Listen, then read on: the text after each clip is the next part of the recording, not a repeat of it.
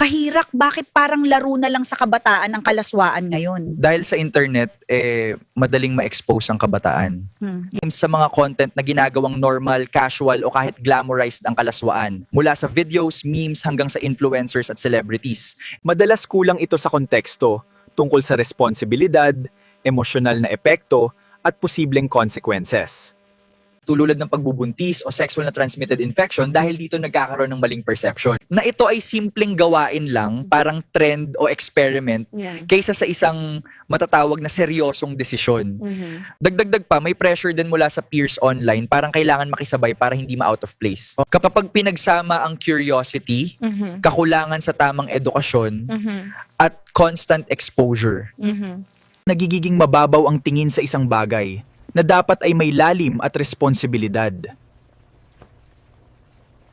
Tama, maraming salamat sa pagpapa-interview sa Kahirak. Walang anuman.